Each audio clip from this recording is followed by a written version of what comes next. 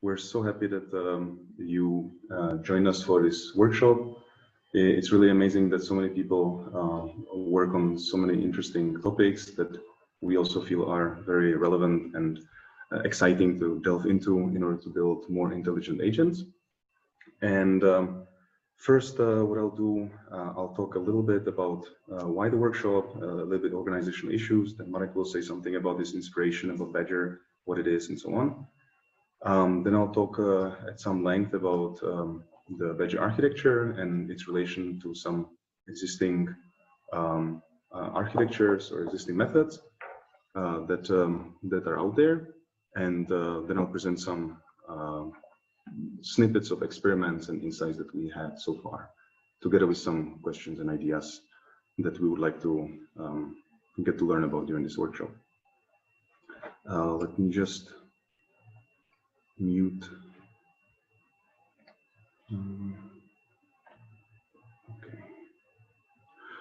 So, from our point of view, actually many of you are hopefully aware of our Badger architecture.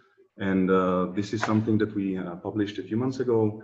And more than anything, it is a way for us to kind of assimilate ideas that together somehow make sense to us in order to proceed research in such a way that would get us to much more intelligent agents.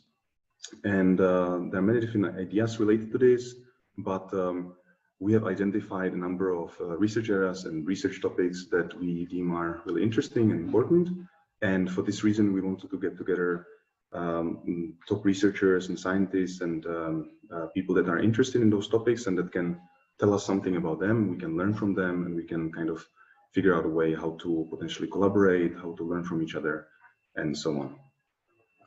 So you might have seen this on the website, but essentially, me and Marek will talk about it in more detail. But we're interested in some form of collective computation where we have many different units or agents or experts that potentially have some homogeneous policy, and how do we actually train them by meta-learning to communicate together in order to be able to solve more or less any task that we throw at it. And how can we meta-learn things like credit, form new topologies, modulate other units, grow, scale it up, and do all kinds of interesting things. And also, how do we essentially achieve some kind of agents that are able to internally adapt themselves so that they can continuously grow and in an open-ended manner do more and more interesting things.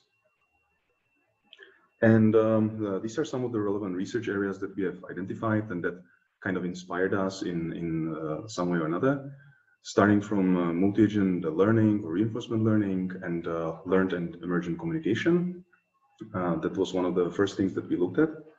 Then a lot of relations are with neural message passing algorithms or architectures and graph neural networks, which I'll talk about in detail in my next talk.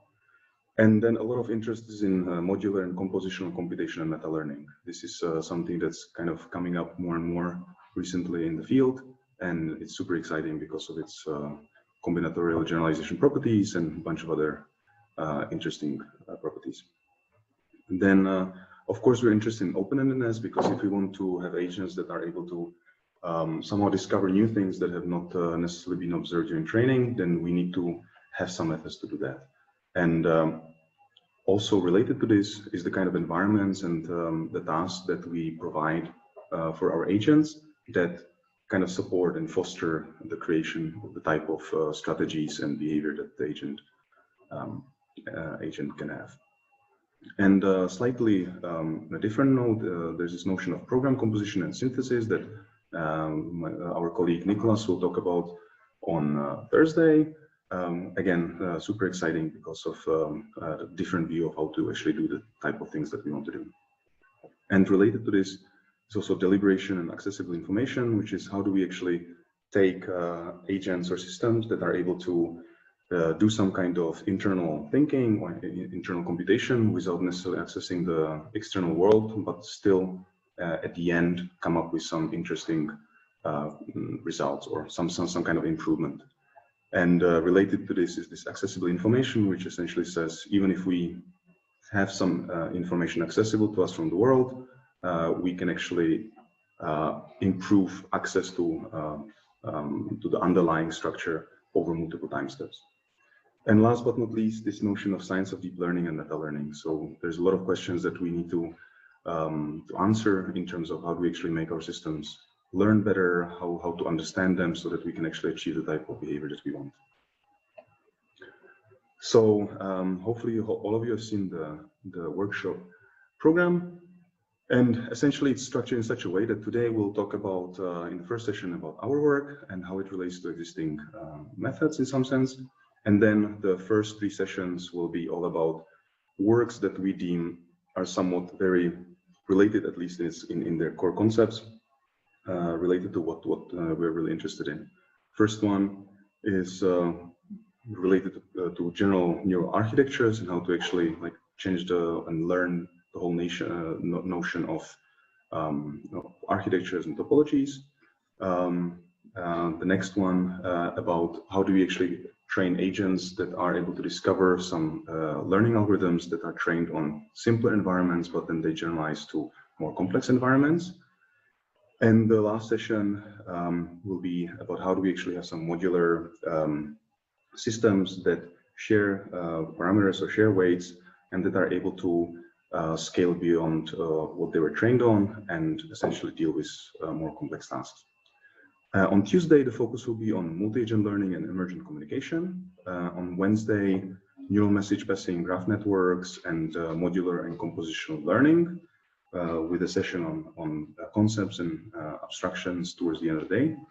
And on Thursday, it will be about open-endedness and types of environments that we might be interested in, and this deliberation and accessible information discussion by one of our colleagues.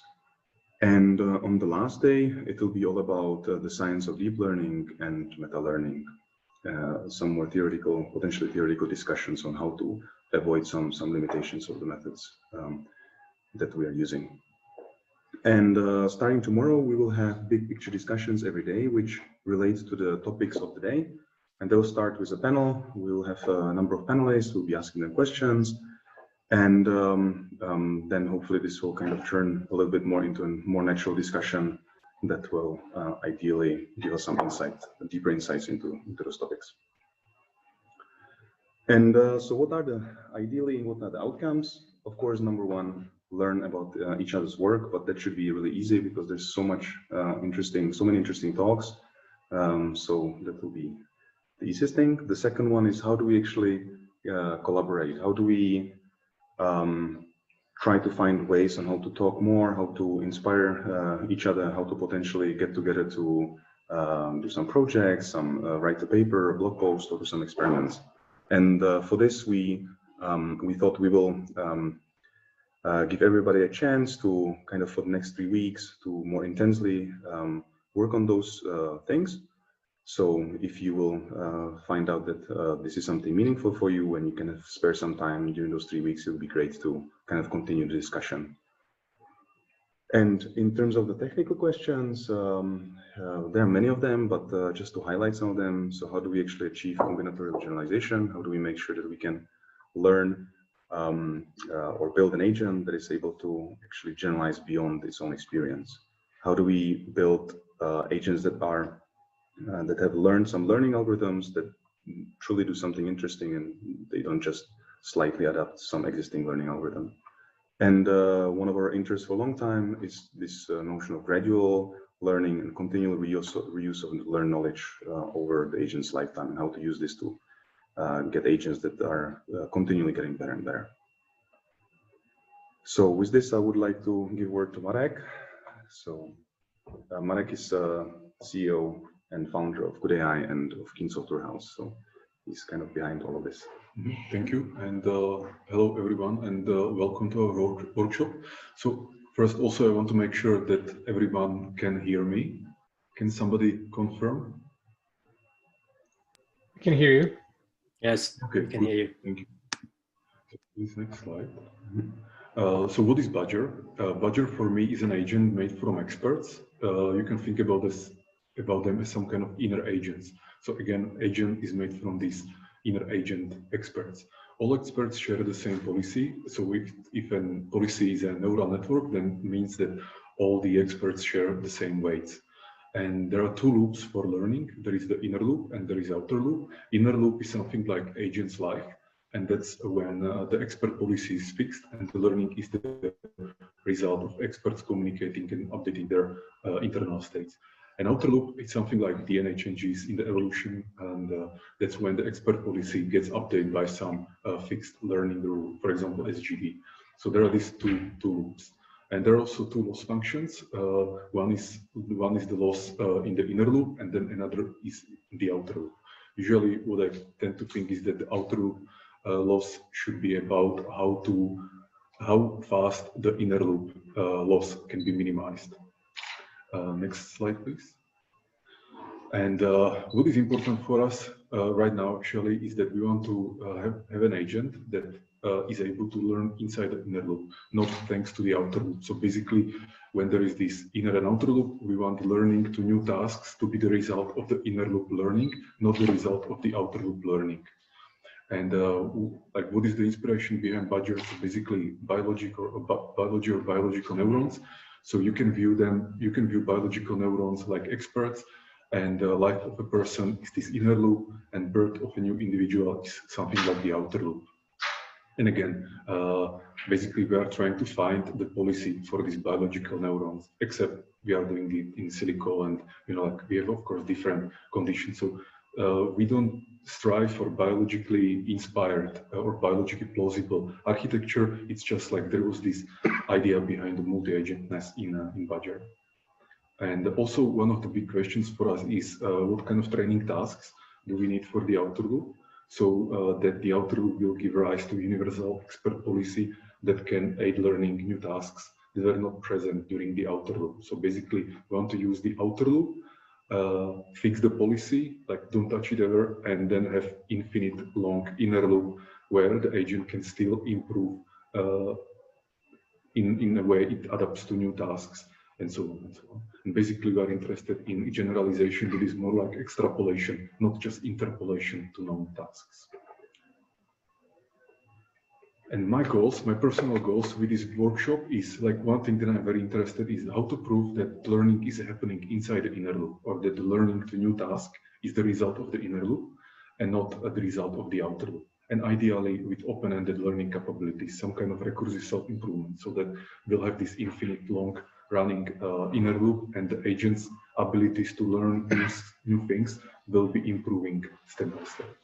And the next thing that I'm interested in, I want to prove is how to prove continuous lifelong learning, or internally called gradual learning. So basically, how to train in the outer loop so that we get agent that in the inner loop, the agent doesn't forget, is reusing the skills, and is actually reusing skills to learn new skills, and so on and so on. And the third point that I want to achieve with this goal, with this workshop, is find scientific advisors that can aid our team. So if there are senior researchers who would be interested in this, I would like to discuss that. And the last thing that I want to discuss is a new project that we launched. We call it GoodAI Grants.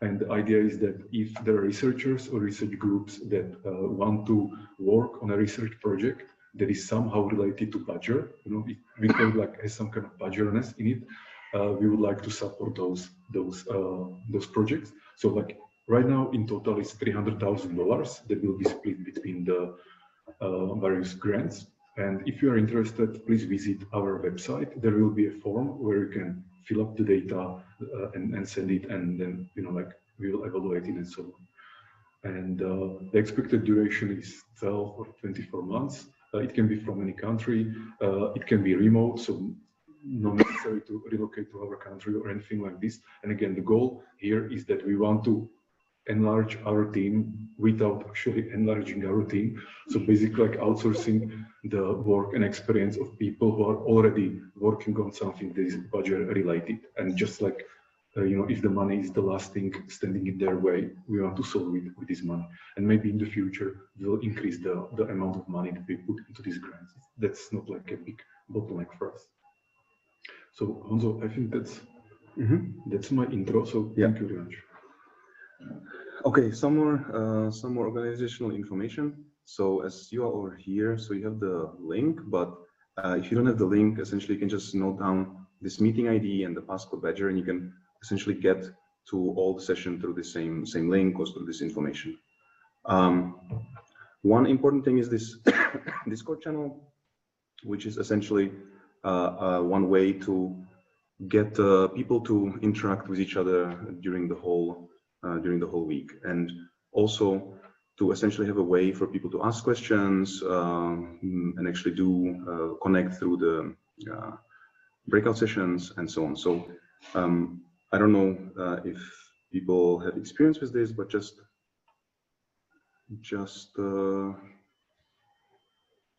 so that you have an idea of what we have out there. So essentially you can see here, it's just a space that you can use the link that was sent by the email. In order to actually get here, you don't need to register or anything. Just please make sure that you use your name or some way that we can identify who's who. And what we have there is some general discussions, some requests for the organizers, lobby where people can just connect and chat for whatever reasons.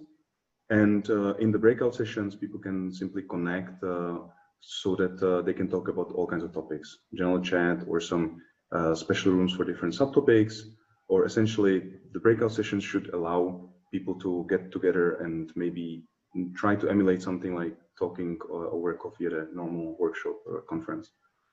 And then we have different text channels that for each of the days have sections for each of the big sessions, so that we can essentially ask questions there or post relevant papers or discussions, so that they kind of stay in one place together and people can come back to them and potentially use them for longer time than just a workshop.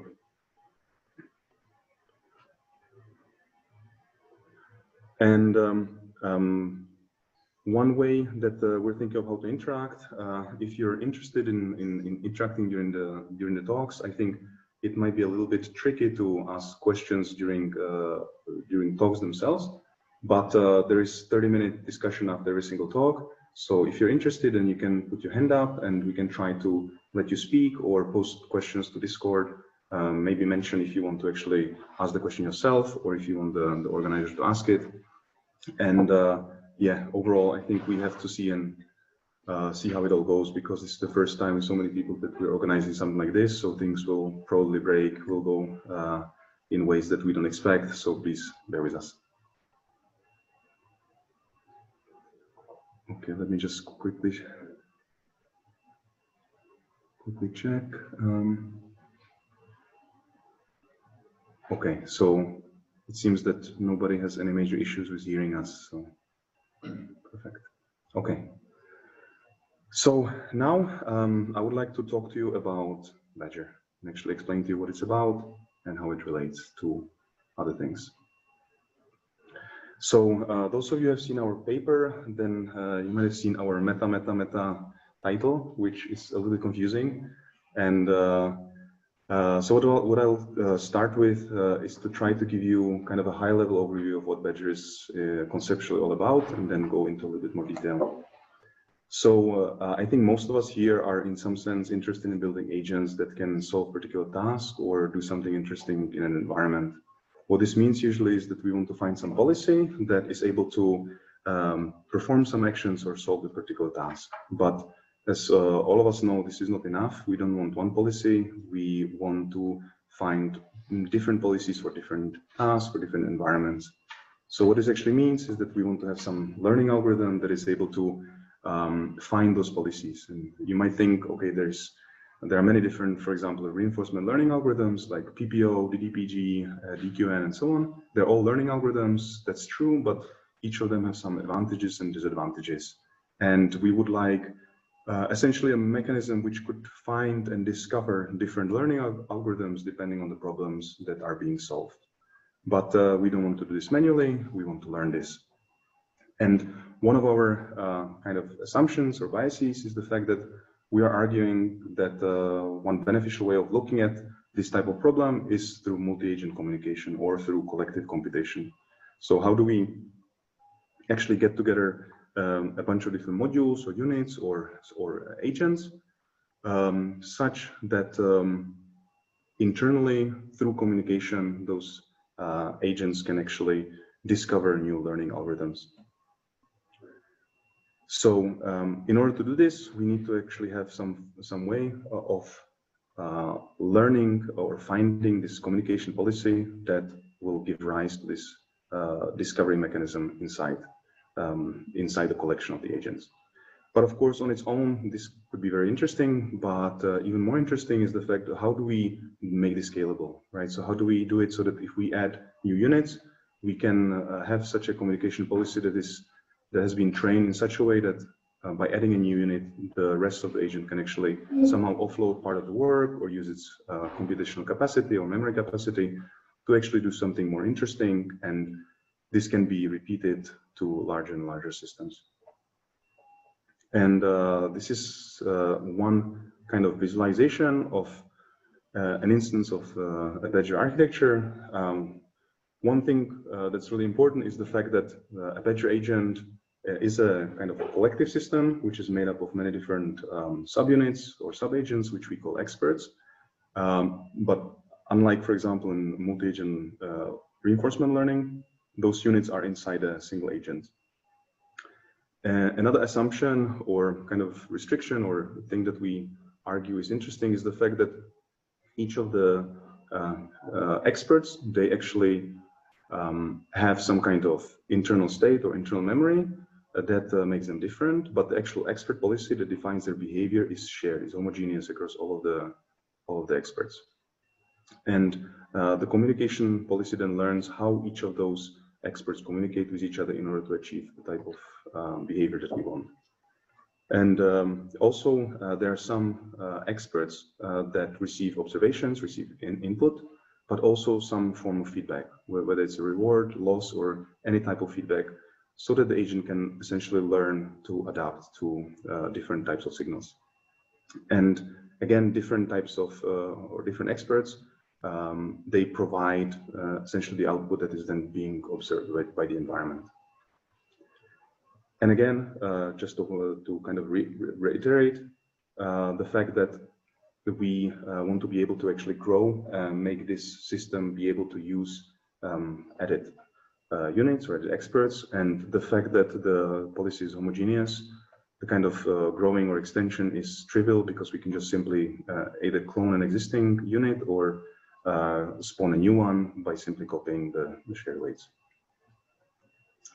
Something about the learning loop, we mentioned meta-learning. So some of you or many of you probably know about the standard setups of meta-learning. This is very similar. On the right, you can see standard reinforcement learning loop where an agent interacts with an environment through some actions, and the environment then provides some rewards and some states or observations. This is very similar, but this is in the in loop. And in addition to this, we have a communication stage where essentially the experts within our agent, they communicate in order to actually give rise to some strategy that is able to learn to solve the problem. But in addition to this inner loop, we have the outer loop where essentially over many different types of problems, different environments, the inner loop is being trained in order to find such an expert policy that actually does the behavior that we want. And ideally, this is all trained in some or through some environment generator that allows us to control the way that the whole system learns. And this is just another visualization of the same thing, but here I just want to mention that the in loop, you can essentially imagine it as an agent's lifetime, whereas the outer loop is essentially generations of agents over which this communication policy is trained. And once this communication policy is found, the system is kind of deployed and it should continue to learn and grow and do all kinds of wonderful and magical stuff. One important thing here in the in loop that I didn't mention yet is this notion of kind of exploration or deliberation, because we want the system to be able to generalize or extrapolate to unseen tasks and problems. We expect that there is some need for some strategy exploration stage through which the new kind of learning algorithms or new strategies are found. So essentially, there's some time by which the system needs to find a strategy, and then it can use it to solve a particular problem in the environment until it doesn't know how to do it, and then it needs to discover a new one. So Marek talked a little bit about the inspiration, and one of the original ones was the fact that in biological neurons, they can be seen as potentially having some kind of common, similar, related fixed rule, maybe not a single one, but a few of them. But on the other scale, you can also get some inspiration from societies and collectives. So, for example, us, we're a collection of people that each of us have different histories, but we're trying to get together in order to try to solve some really difficult questions. And so I think it's interesting that the view on Badger or systems that are made up of different collectives can get inspiration from all scales of entities that somehow interact with each other.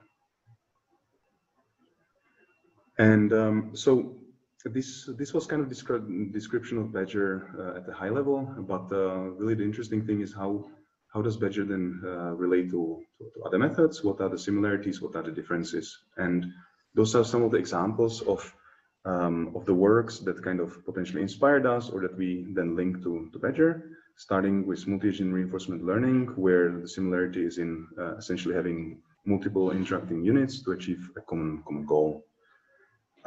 Similarly, emergent and learned communication, it's all about learning the protocol or the communication policy that helps to solve a particular problem. With general neural architectures, this means architectures that are non-standard, not standard in the way that the components that you use to actually compose your topology in order to solve a problem. We are also interested in having potentially more expressive computational units and more interesting information flows that are currently possible in deep learning systems. And graph networks and message passing networks is something I'll be talking about next. But here the interesting thing is the fact that those systems can kind of model relational structures and how to pass messages among nodes or units that represent some part of the problem. So this is something that's I think really important kind of to think about, especially if we have a multi-agent or collective system. And one more view is this notion of black box optimization, of learned black box optimization, especially if we are essentially expecting that on the input we receive some error or some feedback, and we need to be able to actually learn how to process this signal, this feedback signal, and essentially minimize, maximize, or somehow optimize with respect to this feedback, without necessarily knowing the underlying structure, the loss function, or the reward function. And the differences from Marl, that's one of the simplest ones, is the fact that our agents are inside an agent, not directly in the environment. With the learned communication, we don't necessarily care about explicitly the structure of the learned language, or at least not that we haven't done so far. It's much more about being effective in achieving the type of goal that we want to achieve. With the general neural architectures, we don't want to only improve one function or activation function or some module, but we want to be able to actually learn to represent entire topologies and the learning that's associated with it. And compared to graph neural networks, we don't provide necessarily the graph on the input. We actually want to discover the graph on the go.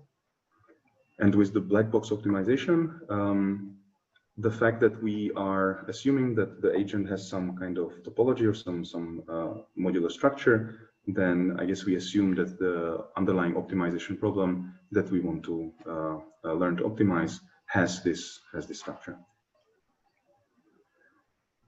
So a little bit into the technical side.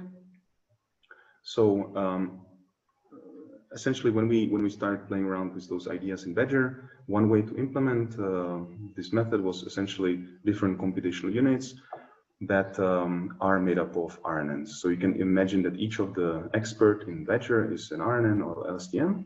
So then we got some feedback on how does it actually relate to recurrent neural networks? Is there some relation to some kind of special weight sharing within the weight matrix of an RNN? And here you can see that, for example, if you take just a 2-layer RNN, where this is the first layer, essentially the observations go there, then to the second layer, the hidden state is passed to the second layer, and then the hidden state of the second layer is then passed to another function that projects it into some output. And you can think of a very simple kind of 2-layer chain badger is very similar to this, where the difference is that in standard RNNs, each of those units, they have different weights, but in our case, they share the weight. So the input matrix and the hidden matrix, they are shared across all of the units. So you can essentially see another version or a slightly more badgerish version of the same thing, where instead of hidden state, we also have some function that maps the hidden states into some messages. But of course, the whole point is to have more interesting topology. So you can you don't only have linear chains, but you can do some branching where the idea starts diverging from recurrent neural networks. And if you then unroll it over time, essentially the time kind of goes upward, where you can have many different ways of how you actually, when you sample the observations, when you provide output, and whether the network is feed-forward or bidirectional. And that's when the relation to RNN starts to be a little bit less obvious. So, but then if you actually look at it, there are recursive neural networks or recurrent neural networks, which essentially do something like this. So they have some kind of topology that doesn't go in a linear chain, but potentially have some tree structure that's used for natural language processing. But if you look at some of the communication or learned communication methods like ComNet, it's actually one of the simplest forms of graph convolutional neural network. And we have many different versions of Badger. One of them is attention Badger, which essentially uses self-attention over the different experts. And that can also be viewed as a graph neural network. And just kind of to close the loop, it has been shown recently that transformers are not only graph neural networks, but also RNNs. But that's not the interesting thing. I think like the question is which view is really beneficial for the research that we're trying to do. And I'll try to kind of pose Badger from the point of view of graph networks. So this notion is a kind of a generalization of all kinds of graph neural networks that was proposed by DeepMind. And I think it's a nice way to kind of think about the operations and things that happen in Badger and how they differ. So in those networks, what you have is essentially some topology that's given on the input. Most of the time, there's only a few works that don't do this, where this topology comprises of some vertices or some nodes and edges between them, and potentially some global vector that defines the graph overall. In our case, this would be an expert, Badger expert, and the edge would define the communication channel between them. We haven't necessarily played much with the global vector, so we can kind of ignore that for now. And as I said, we don't essentially provide the graph on the input, even though it depends how you look at it. Some implementations actually define the topology either randomly at different times during training, or it's fixed, or if we talk about the attentional Badger, then topology is essentially learned during the outer loop.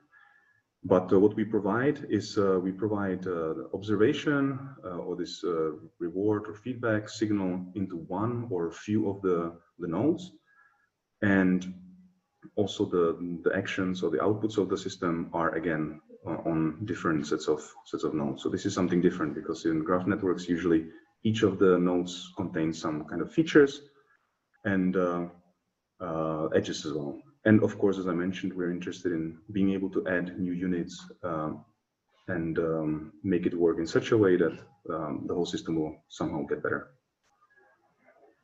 Just to give you an idea of what to imagine under each of those. So essentially, each of the nodes, they have some attributes, which in our case are, for example, the hidden states of the underlying RNN or LSTM.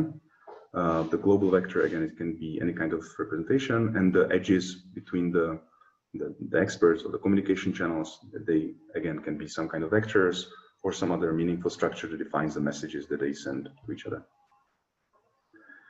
And what actually happens, you have different update functions that actually define how the communication happens in this network. So you essentially, you need to be able to update each of the edges, which defines how each of the nodes communicate with each other. Then through the node update, how do the messages then influence each of the node or each of the expert?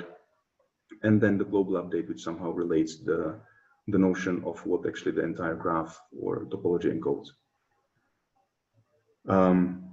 What this means is that actually you have one function for each of those updates that is shared across all of the edges, that is shared across all of the nodes. And in addition to that, you also have some definition of aggregation functions, because you need to be able to essentially determine how do you take the messages from the different other experts and how do you process them in order to actually update your own state. And there are different ways to do this. So one implementation or one way, one kind of topology that we used in Badger who included this edge and node updates, but not the global one, where just like here, the edge update was a neural network that was shared across all of the edges, and another neural network with different weights, but shared across all of the nodes. And the aggregation function was some summation over all of the vectors that define the messages that were incoming into that particular node. So it would be the summation over those messages. And again, this graph network view is nice because it generalizes many different things, and you can actually get some inspiration on how to potentially improve something like Badger in terms of what other computations you can do there. And there are many different graph networks, but the one that is most similar to us is the one based on message passing. And here is an example of what this actually means. So you have 3 different time steps where essentially this node is now the one that actually sends some information. And what this means is that it influences the other nodes that are connected to it, which then propagates the information over the 3 time steps.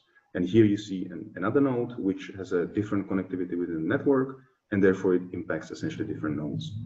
And through meta learning, we are essentially interested in learning this kind of message passing that essentially gives rise to discovery of new learning algorithms. For those of you that know a little bit about graph convolutional networks, this is another view of Badger. It's interesting in the sense that what actually we compare to standard graph convolutional networks or graph networks, what we have and what we don't have. So usually you're provided a graph on the input, some edge features and some node features. We don't really have this on the input, so we don't have the graph, we don't have edge features, we only have essentially features for only some of the input nodes. So that's one big difference. And then here there are multiple layers of the graph neural network, which in some implementations have different weights of the layers, but again we don't. This actually corresponds to time, and so in this sense it's most similar to learn message passing algorithms. And for different types of problems, you can have different layers that somehow process what happened during the information propagation in the GNN, whether it's predicting different nodes, predicting something about the entire graph, or predicting some relationship between the nodes. In our case, it might relate most to somehow node prediction of specific nodes that are the output nodes.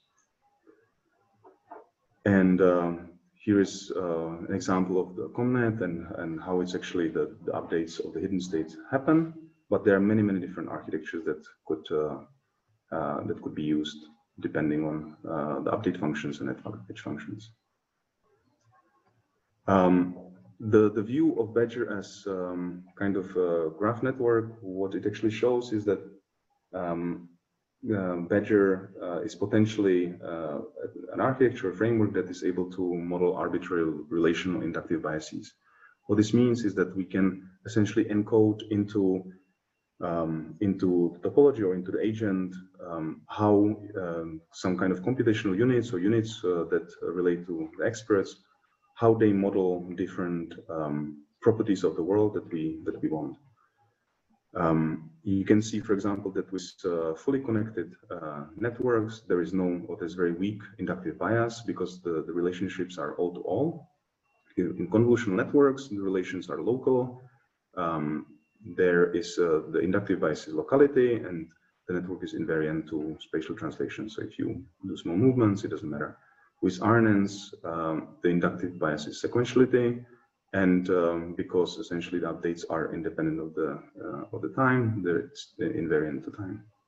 But with graph networks, you actually have arbitrary inductive biases depending on the topology that you provide on the input, and there's invariance in terms of the node and edge permutations. So why it's interesting is because we can then think about what experts actually mean in Badger. And in our case, it's most likely computational units that are somehow parts of learning algorithms. So what does it mean to actually have some inductive bias for a learning algorithm, and how do we actually exploit this notion in order to achieve something like combinatorial generalization or being able to generalize out of distribution?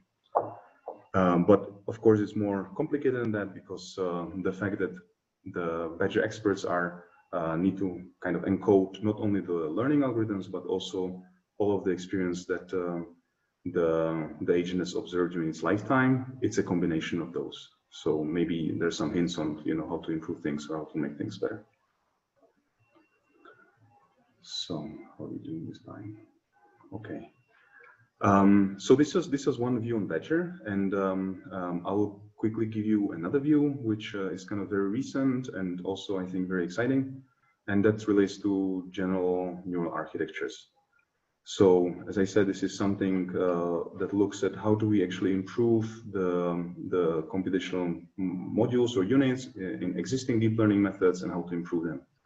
And the first talk after this talk will be on this topic, but there is one more kind of really interesting work that is able to look at many existing deep learning architectures and actually define the way that they operate in terms of those relational graphs. What this means is that they essentially took a 5-layer multi-layer perceptron, and they're able to look at the interaction between two different layers and how actually messages are passed among those layers, and how to then translate this kind of communication into a relational graph. So this relational graph exactly represents this kind of layer-to-layer interchange of messages. And here at the bottom you can see different kind of connectivities and how they relate to different relational graphs. And then what they're able to do is they're able to explore the space of different types of connectivities of the graphs and then relate it to existing methods in terms of their performance. And then they're able to actually also observe the way that if they do some kind of training with ReLU activations, which can potentially set some of the weights to 0 to make the connectivity a bit sparse. How does the training of this network kind of go towards or converge towards the network being defined prior or at the beginning of, or actually by us? So it doesn't actually achieve that because they don't actually have a method that would specifically search for a better topology. But I think the notion that we are able to represent standard neural architectures in terms of those relational graphs, I think is really interesting from the point of view that it supports the idea that maybe representing not only the learning algorithms, but also the topologies on which the learning algorithms need to operate as a relational graphs are something that could be beneficial and that could be used to be automated instead of actually doing those things explicitly. And they also essentially define how different architectures or topologies, how to describe it in terms of the features for each of the node, the message function, the aggregation functions, and how many rounds you need in order to represent it. So here you can see one example of this. So it's a 4-node relational graph, where essentially, again, this is the connectivity between the different neurons and the functions. So, for example, here the message function is just the weighted input from the previous layer. The aggregation function is some summation that goes through some activation function. And essentially, if you do those this kind of message passing over 4 rounds, then you're able to essentially represent the full layer 65-dimensional MLP. So I think this is really cool and kind of gives me even more kind of belief that looking at agents that use kind of relational inductive biases and relational representations, graph representations, and you know, collective computation is something that makes sense.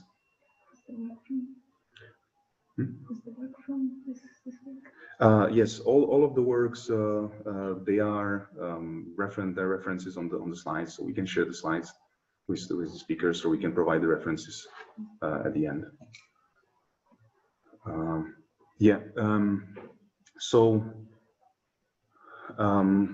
What are the important questions? One of them, as I mentioned already, there are many different ways to look at Badger, because in its highest level, it's a very general concept with many different kind of loose parts. But what is the most effective way of looking at it, and how can we actually really push it as fast as possible in the directions that we want? Is the graph view? Is it the multi-agent reinforcement learning view? Is it the meta learning view? Is it the program synthesis view? This is something that maybe we can discuss. In terms of the internals, some more specific questions. So actually, how do we really learn some interesting process in the in-loop? Because a lot of times, and again, this is something that I would like to, for example, learn from people who have worked in this a little bit more. What can we really learn, for example, through something like gradient descent in the in-loop that is more than just inference, or that is more than simple or some kind of simple updates of existing learning algorithms? And how does this relate to the notion of inference versus learning? How can we really find learning algorithms in the inner loop? And how does this then get us to systems that can extrapolate, that don't only rely on the trained data?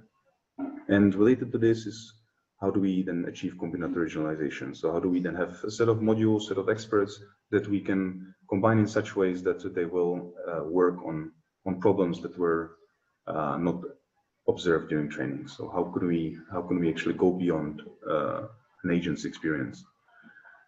And of course, the issues of scalability in terms of number of experts, in terms of the inner loop time step, because if we want the system to be continually learning and running forever, then if we want to train it with certain methods, then exploding gradients, vanishing gradients, and many other issues are present. But how do we deal with that? And what are the symmetries in invariance of learning, so that we can then encode them into both the topology in some sense and into the learning process, so that we can achieve the things that we want? And of course, the relational biases, and what does actually the topology of Badger or a similar system, what does it actually represent, and how should we think about it? And last but not least, what should the information flow be like? Because there are many ways that information can flow within the system, and as hopefully we'll also be able to see later in one of the talks today, I think from Deepak, the way that information flows, in which directions is quite essential in order to propagate the right type of information. So I put questions, but maybe we can leave the questions to the breakout session or to the later discussions or the discourse. So I don't know exactly how much time I have. I think how much? 20 minutes. 20 minutes, okay. So I would like to go a little bit into some results. They're still quite preliminary, and they're more kind of snippets of things that we have been working on. but hopefully they'll be useful for you to get some idea of the types of things that we're playing around with. We actually have many different experiments that were the result of our previous internal workshops. This is the list of them. If you want, I can share them with you all. And if you're interested in talking about any of them with anybody, then it's very easy to find the related researchers on the Discord, and you can set up meetings during the breakout sessions and so on. Two of those experiments relate to program exchange and program synthesis and this usable information. There'll be a talk by our colleague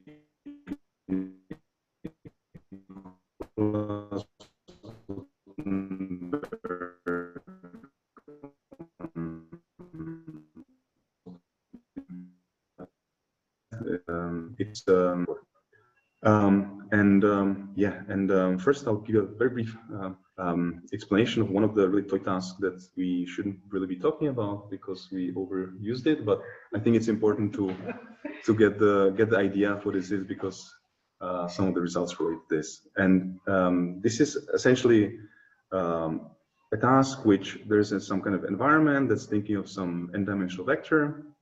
That the vector is not visible to the agent. The agent needs to make a guess on what this is.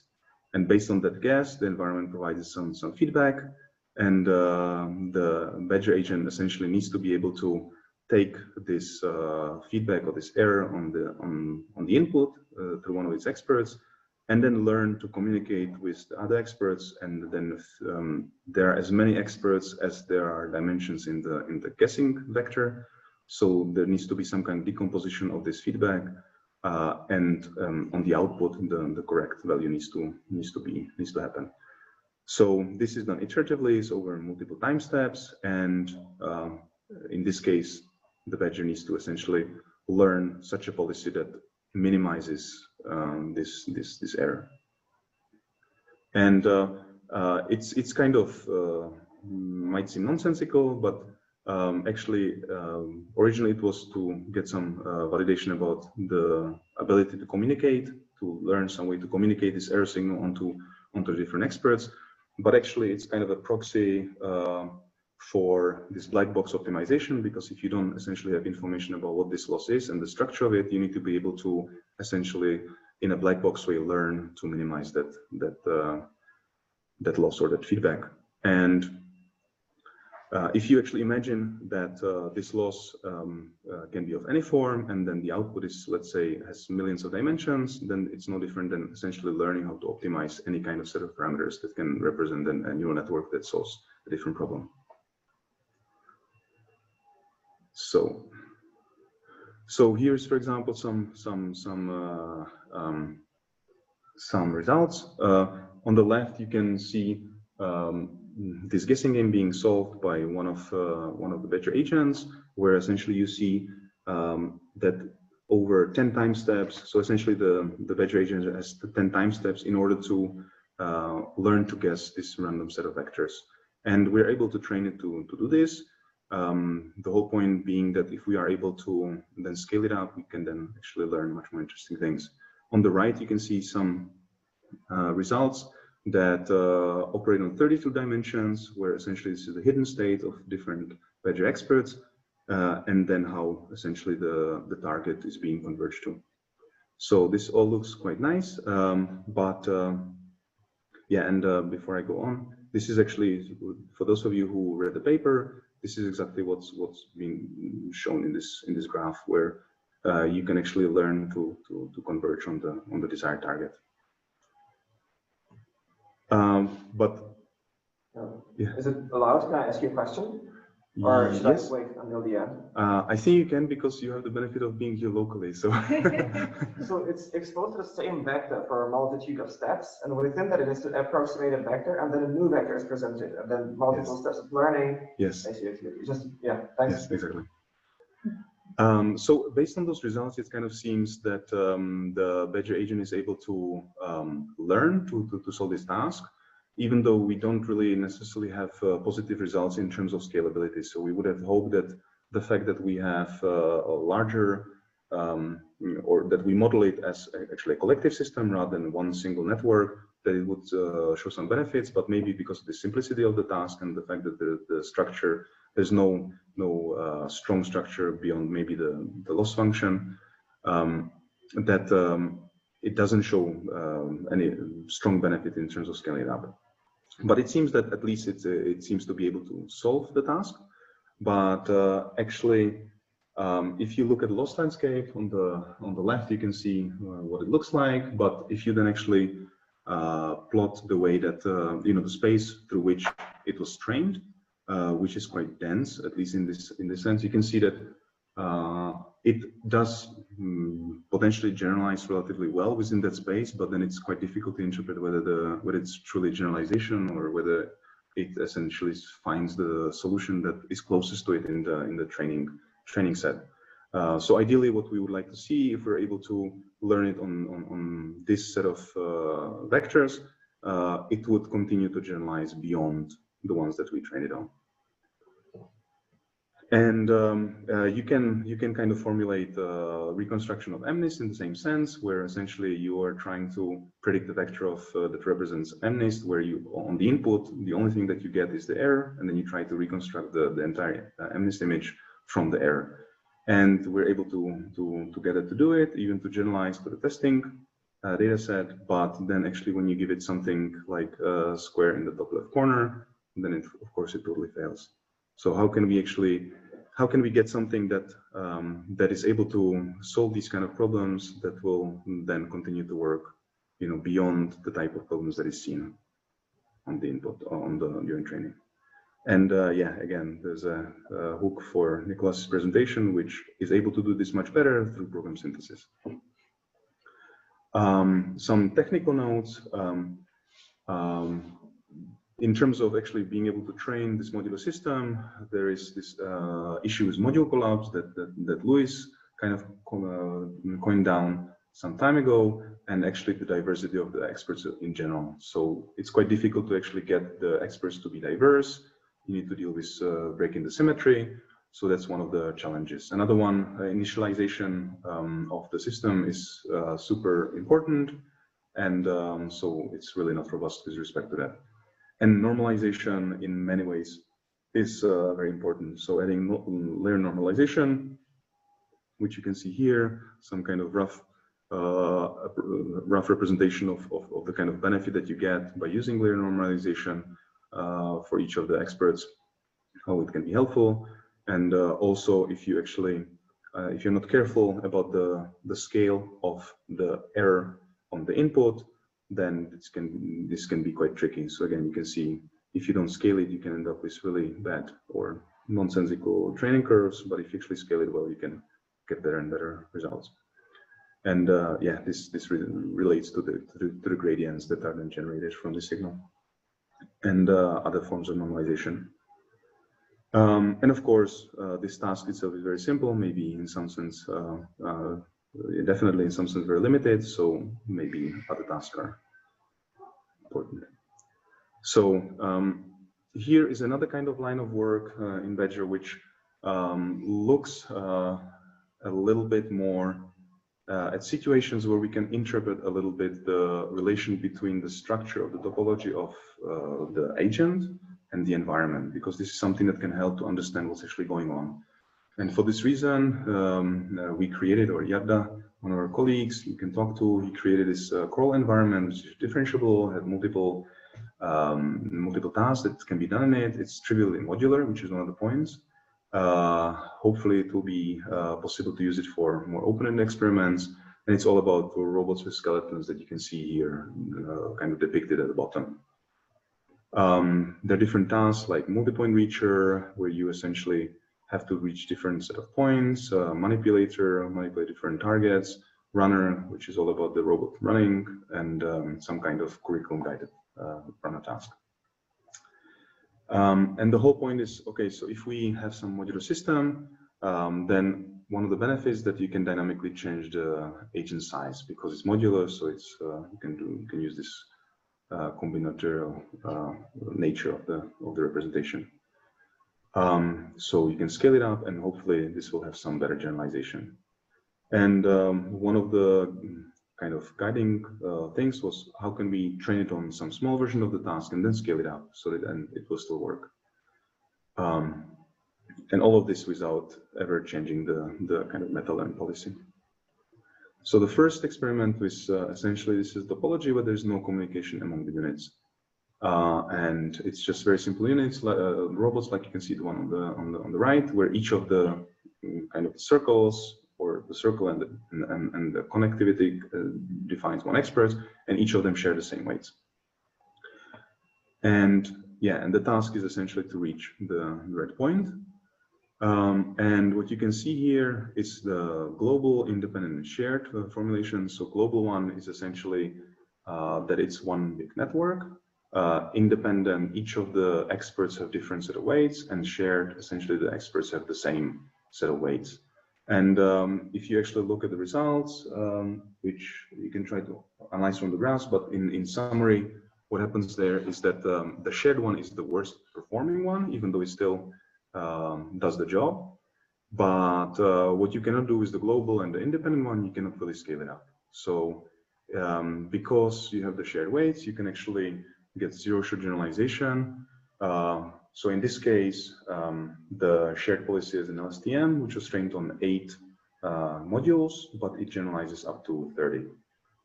So this is, this is kind of the behavior, and this is related to work by Deepak, which we'll hear about more later, who did something very similar. And it's really interesting or really nice because it starts to have the kind of behavior that we want. Of course, here the relation between the experts and the environment, they're kind of interlinked, and we are deeply interested in this kind of behavior, but at the level of the algorithm. So how can we actually build and discover algorithms that have the same kind of properties? But this is, I think, a nice way to actually understand and interpret the results. Here's another visualization of the same thing, but with multi-layer perceptron as the policy. The second experiment was about communication topologies. So in this case, it's not just a linear chain, but you have different robots of different topologies that are randomly generated. And as you can see at the bottom, essentially each of kind of the hand or the branch of the robot, they have some particular target that they try to reach. And the line kind of depicts what they are supposed to reach to. And only those effectors, they are the ones who actually perceive the goals. So what this means that the rest of the robot needs to be able to communicate with those effectors in order to be able to actually achieve the goal. And what this graph shows is that actually if you have this linear chain, if I remember correctly, then this topology is so simple that there is no perceivable difference in having this communication. But if you have more complex topologies that kind of branching out, then you can start seeing, the lines at the bottom, they are the ones that actually are topologies that are more complex, where the communication is beneficial.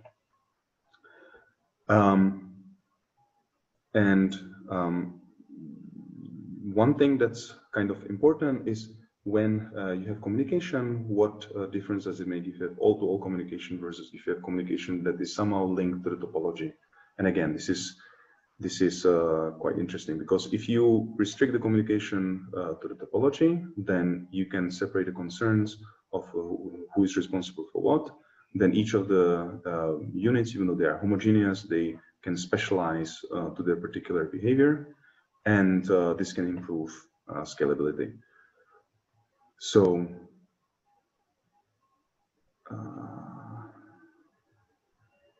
apologies. So here you can see on the left-hand side, you can see a topology that is has all-to-all communication, which you can see kind of struggles somewhat in achieving the goal. Whereas if you actually restrict the topology, the communication to the actual topology, then the task is actually being solved much more efficiently. So again, it's kind of nice to see. And because of the interpretability of the topology of the communication linked to the actual functionality of the agent, it's easier to interpret and easier to kind of get some interesting results. And one more thing we try to do is actually have this restricted topology and the auto topology with changing goals. So you can see that we actually actively track the goals, and then the agent is able to adapt during its lifetime to even the changing goals without much issues. But if the communication is auto, it struggles significantly.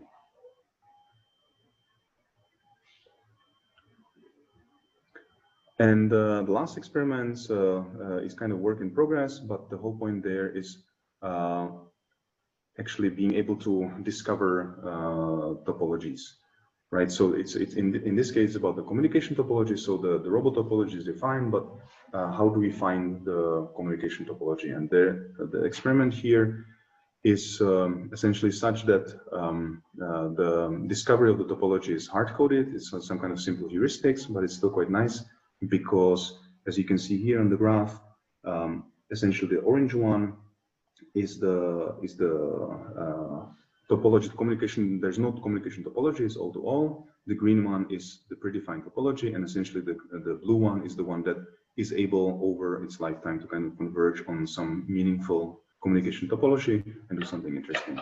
So if you look at it, then you can see a little bit actually the way the heuristic works. It kind of goes from the bottom to the top, where each of the agents or experts kind of do some kind of actions, and over a certain number of times that they're able to learn about the way they affect each other with their actions. And once they discover it, which you can see kind of the communication topology in the bottom left, they are then able to solve the task successfully.